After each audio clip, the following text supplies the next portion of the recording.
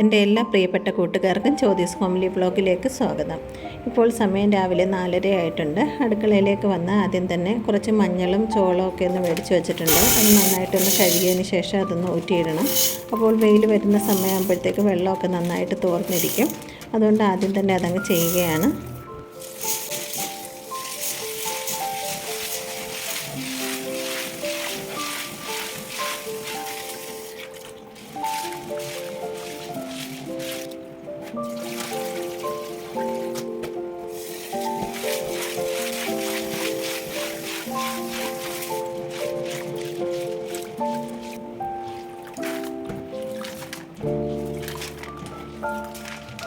അപ്പോൾ ചോളം 3-4 പ്രാവശ്യം ഒന്ന് കഴുകി കഴിഞ്ഞിട്ടുണ്ട്. ഇനി അതങ്ങ് ഊറ്റിയിടുകയാണ്.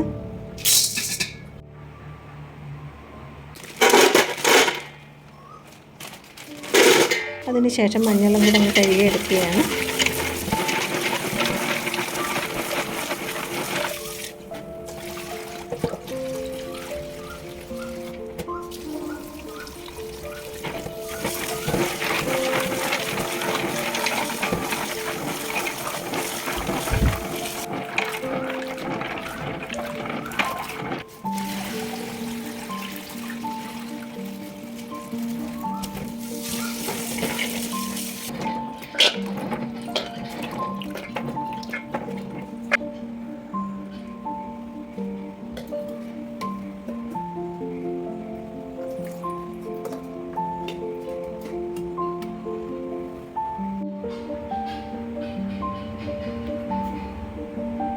അതിനുശേഷം കാപ്പി അങ്ങ് തയ്യാറാക്കുകയാണ്. ചാമേരി വെച്ചിട്ടുള്ള ഇഡലിയും പിന്നെ സാമ്പാറുമാണ് തയ്യാറാക്കുന്നത്. പച്ചക്കറിയിലേക്ക് കുറച്ച് മഞ്ഞൾപ്പൊടിയും ആവശ്യത്തിന് ഉപ്പും ഇട്ട് പിന്നെ കുറച്ച് വാളംപുള്ളി പിഴിഞ്ഞതും കൂടെ ഒഴിച്ചു കൊടുക്കുകയാണ്. പിന്നെ അത് കുറച്ച് തോരപ്പരിപ്പ് വേറൊരു പാത്രത്തിലെടുത്ത് അത് നന്നായിട്ടൊന്ന് കഴുകിയതിന് ശേഷം അതിലിട്ട് കുറച്ച് വെള്ളം ഒഴിച്ച് പിന്നെ അതിലേക്ക് കുറച്ച് വെളുത്തുള്ളി കൂടി ചതച്ചിട്ട് കൊടുക്കുകയാണ്. പിന്നെ കുറച്ച് വെളിച്ചെണ്ണ ഒഴിച്ച് അത് അടച്ച് വേവിക്കാനായിട്ട് വെക്കുകയാണ്. ചാമേരി വെച്ചിട്ടുള്ള ഇഡലിയാണ് തയ്യാറാക്കുന്നത്. ചാമ അല്ലെങ്കിൽ ലിറ്റിൽ മില്ലറ്റ് എന്നാണ് ഇതിന് പറയുന്നത്. അപ്പോൾ 1 കപ്പ് ചാമേരിക്ക് 1/2 കപ്പ് ഉഴുന്നാണ് ചേർത്ത് കൊടുക്കുന്നത്. പിന്നെ അതിലേക്ക് കുറച്ച് ഉലുവ കൂടി ചേർത്ത് കൊടുക്കുന്നുണ്ട്. എന്നിട്ട് അത് നന്നായിട്ട് കഴുകി വൃത്തിയാക്കി അങ്ങ് കുതിർക്കാനായിട്ട് വെച്ചു. അപ്പോൾ തലേന്ന് ഇട്ടപ്പോൾ എടുത്ത് വെച്ചിരുന്ന ഭാഗമാണിത്.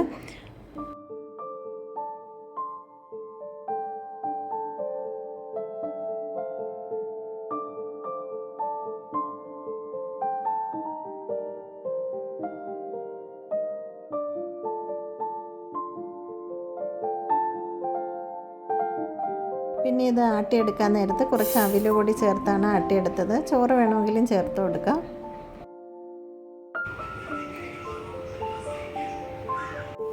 അപ്പോൾ മാവൊക്കെ നന്നായിട്ട് പൊങ്ങി വന്നിട്ടുണ്ട്. ഇനി ഇതിലേക്ക് കുറച്ച് ഇഞ്ചി ചെറുതായിട്ട് അരിഞ്ഞതും പച്ചമുളകും കറിവേപ്പിലയും ചേർത്ത് ആവശ്യത്തിന് ഉപ്പും ചേർത്ത് നന്നായിട്ട് ഇളക്കിയെടുക്കുകയാണ്.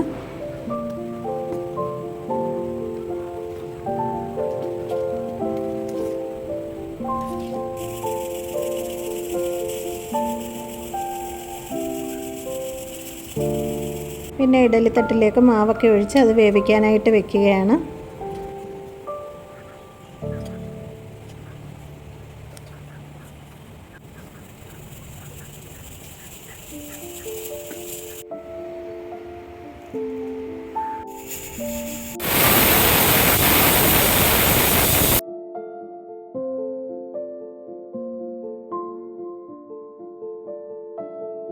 ഇഡലിയെല്ലാം നന്നായിട്ട് വെന്ത് വന്നിട്ടുണ്ട്. പിന്നെ അത് ചൂടുമാറാൻ വെച്ചതിന് ശേഷം വേറൊരു പാത്രത്തിലേക്ക് ആക്കുകയാണ്.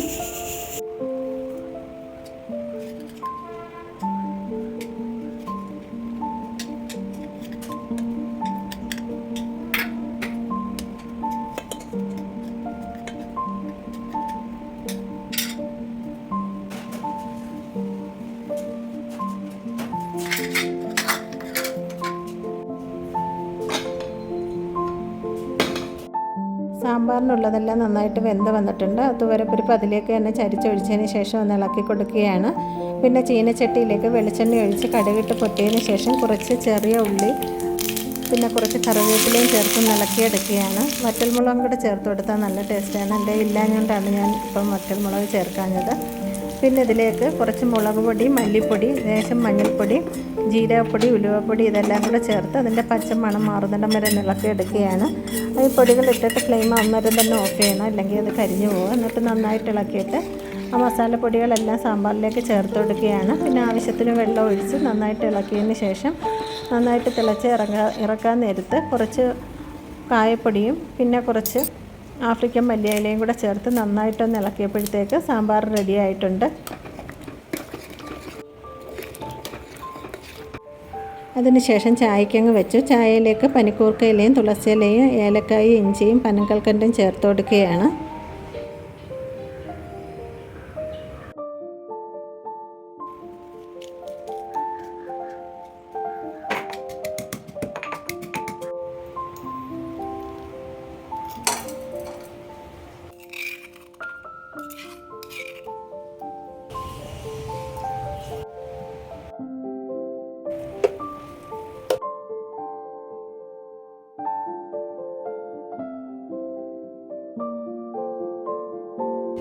ചായയൊക്കെ റെഡി ആയിട്ടുണ്ട്. ചായ ഒഴിച്ച് അനിയനും കൊടുത്ത് ഞാനും കുടിക്കുകയാണ്. മോൻ എണീറ്റിട്ടില്ലായിരുന്നു. അവനുള്ളത് പിന്നെ ഫ്ലാസ്കിൽ ഒഴിച്ച് വെച്ച്.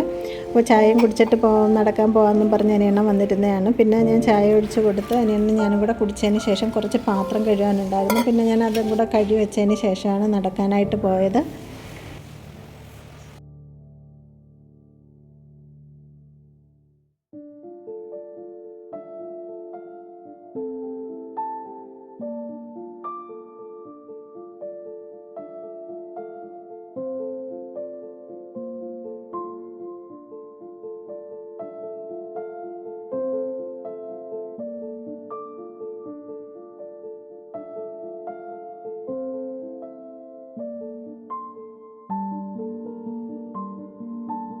അപ്പോൾ പാത്രമൊക്കെ കഴുകി പിന്നെ കൗണ്ടർ ടോപ്പൊക്കെ ഒന്ന് വൃത്തിയാക്കിയതിന് ശേഷം പിന്നെ ഞങ്ങൾ നടക്കാനായിട്ട് പോയി.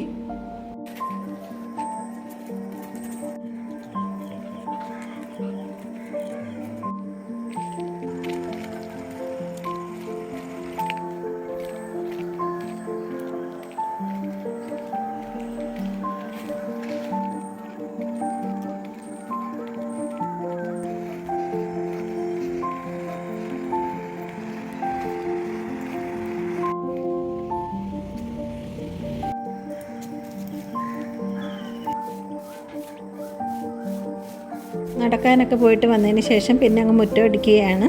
ആദ്യം വെള്ളം തളിക്കാതെ ഒന്ന് മുറ്റം അടിച്ച് വെക്കുകയാണ്. നല്ല രീതിയിൽ പൊടിയുണ്ട്. പിന്നെ ചൂല് വെച്ചിട്ട് പോയി വെള്ളം തളിച്ചതിന് ശേഷമാണ് പിന്നെ മുറ്റം അടിച്ചത്.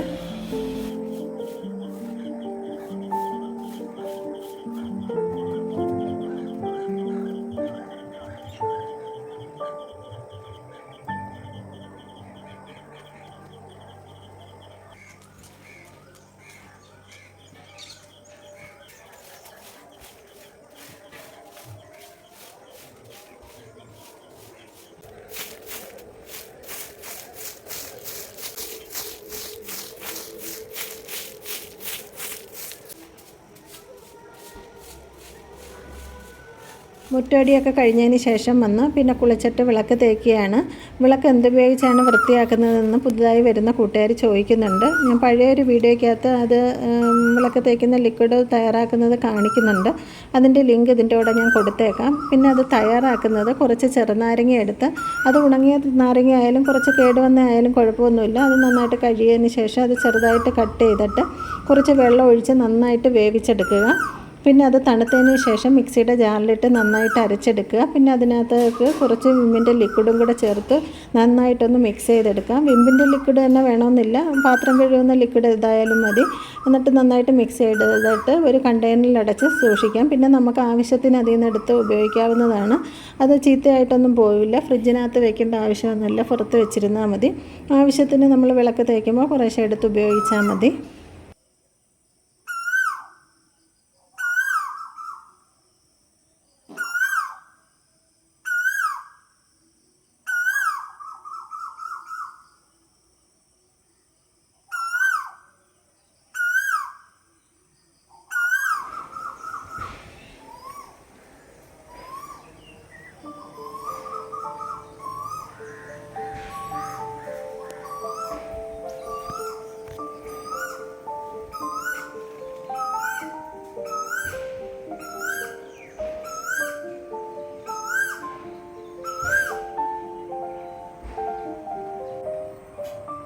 അപ്പോൾ കഴിഞ്ഞ വീഡിയോയിൽ പറഞ്ഞിട്ടുണ്ടായിരുന്നു കോഴിക്കുട്ടികളെയൊക്കെ വല അടിച്ച് അതിലേക്ക് ആക്കിയെന്നുള്ളത്. ഇപ്പോൾ വലയ്ക്കകത്താണ് നിർത്തിയേക്കുന്നത്, തുറന്നു വിടാറില്ല. ഇപ്പം കൂടിനോട് ചേർന്ന് തന്നെ കുറച്ച് ഭാഗത്തങ്ങ് വലയടിച്ചിട്ടേക്കെയാണ്.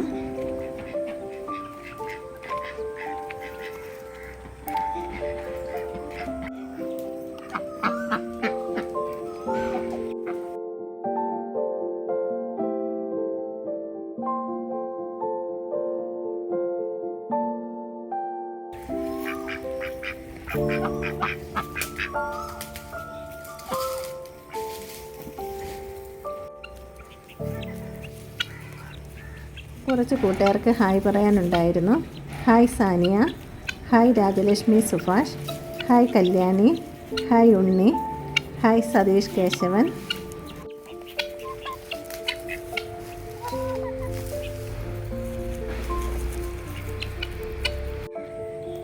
അപ്പോൾ വലയടിച്ചതിന് ശേഷം മുയൽക്കുട്ടികളെ അങ്ങ് തുറന്നു വിട്ടേക്കും. പിന്നെ വൈകുന്നേരം മാത്രമേ അടയ്ക്കത്തുള്ളൂ.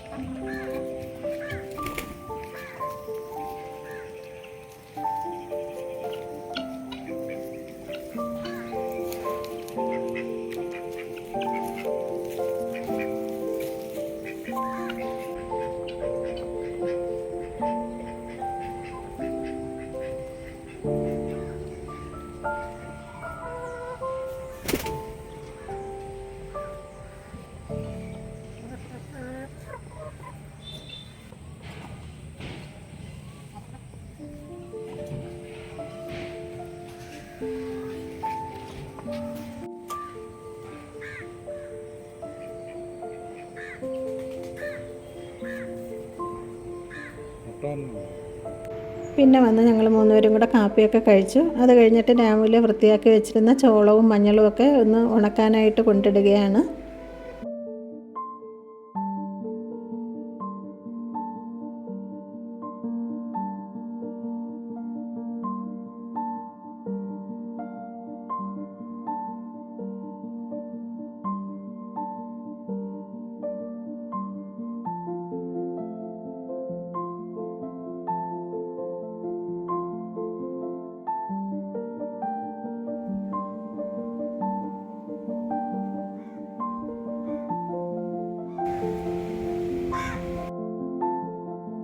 പിന്നെ വന്ന് തുണിയൊക്കെ വിരിച്ചിടുകയാണ്.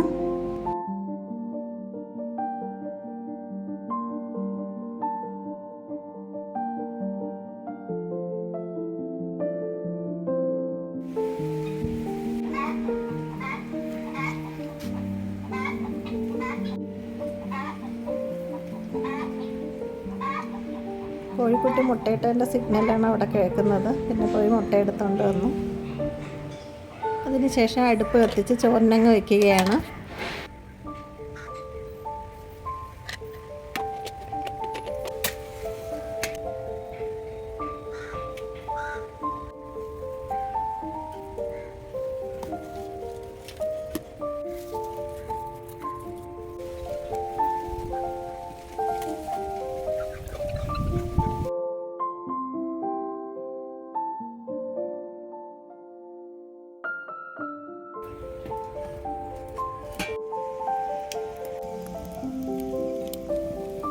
കഴിഞ്ഞ വീഡിയോയിൽ ഏത് അരിയാണ് ഉപയോഗിച്ചതെന്ന് ചില കൂട്ടുകാർ ചോദിച്ചിട്ടുണ്ടായിരുന്നു.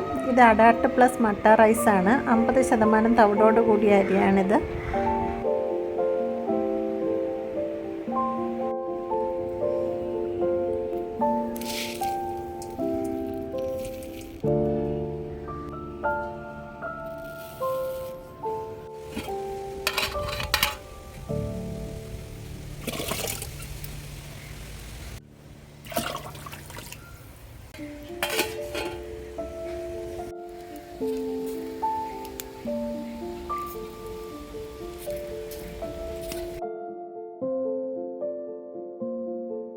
അതിനുശേഷം ഉച്ചക്കലത്തേക്കുള്ള കറി തയ്യാറാക്കാനായിട്ട് വന്നു.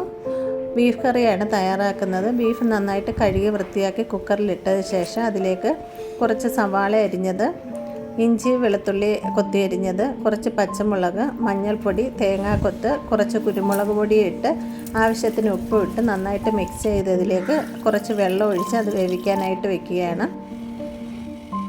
പിന്നെ ചട്ടിയിലേക്ക് വെളിച്ചെണ്ണ ഒഴിച്ച് ഇഞ്ചി വെളുത്തുള്ളി കൊത്തി അരിഞ്ഞത് ഇട്ട് അതൊന്ന് വഴറ്റിയെടുക്കുകയാണ്.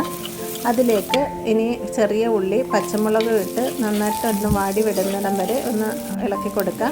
നന്നായിട്ട് വാടി വന്നിട്ടുണ്ട്. ഇനി ഇതിലേക്ക് മുളക് പൊടി, മല്ലിപ്പൊടി, കുറച്ച് മഞ്ഞൾപ്പൊടിയും ചേർത്ത് അതിൻ്റെ പച്ചമണം മാറുന്നിടം വരെ ഇളക്കി കൊടുക്കുകയാണ്. പച്ചമണം മാറിയതിന് ശേഷം കുറച്ച് തക്കാളി ഇട്ട് അത് നന്നായിട്ടൊന്ന് ഇളക്കിയെടുക്കുകയാണ്. ഇനി ഇതിലേക്ക് വേവിച്ച് വെച്ചിരിക്കുന്ന ബീഫ് ചേർത്ത് കൊടുക്കുക. ഇനി ഇത് നന്നായിട്ടൊന്ന് ഇളക്കിയെടുക്കാം. ഇനി എന്നിട്ട് തിളച്ച് ഒന്ന് പറ്റി വരുന്നിടം വരെ അത് വേവിച്ചെടുക്കാം. കുറച്ച് ഉപ്പ് കുറവുണ്ടായിരുന്നു, അതുകൊണ്ട് കുറച്ച് ഉപ്പ് കൂടി ചേർത്ത് കൊടുക്കുകയാണ്. ഇതിപ്പോൾ നന്നായിട്ട് പറ്റി വന്നിട്ടുണ്ട്. അതിലേക്ക് കുറച്ച് കുരുമുളക് പൊടിയും കുറച്ച് ഗരം മസാലപ്പൊടിയും കറിവേപ്പിലയും കുറച്ച് മല്ലിയിലയും കൂടെ ചേർത്ത് നന്നായിട്ടൊന്ന് ഇളക്കി കഴിഞ്ഞാൽ ഫ്ലെയിം ഓഫ് ചെയ്യാം. അപ്പോൾ കറിയൊക്കെ തയ്യാറായി കഴിഞ്ഞു. പിന്നെ ഞാനൊരു മുന്തിരി ജ്യൂസ് ഒന്ന് അടിച്ചെടുക്കുകയാണ്. അനിയനും മോനൊക്കെ ഉണ്ടായിരുന്നു. പിന്നെ ജ്യൂസ് അടിച്ച് അവർക്കും കൊടുത്ത് ഞാനും കുടിക്കുകയാണ്.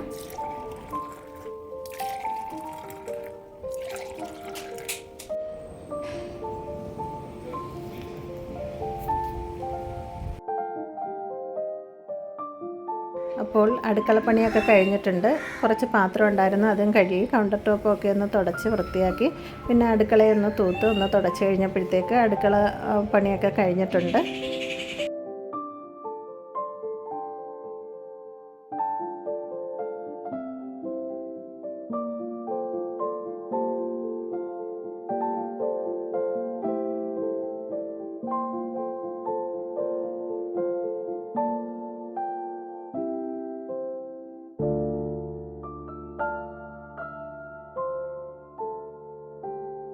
അപ്പോൾ ഇന്നത്തെ വീഡിയോ ഇവിടെ നിർത്തുകയാണ്. ഇത്രയും നേരം വീഡിയോ കണ്ട എൻ്റെ എല്ലാ പ്രിയപ്പെട്ട കൂട്ടുകാർക്കും നന്ദി, നമസ്കാരം.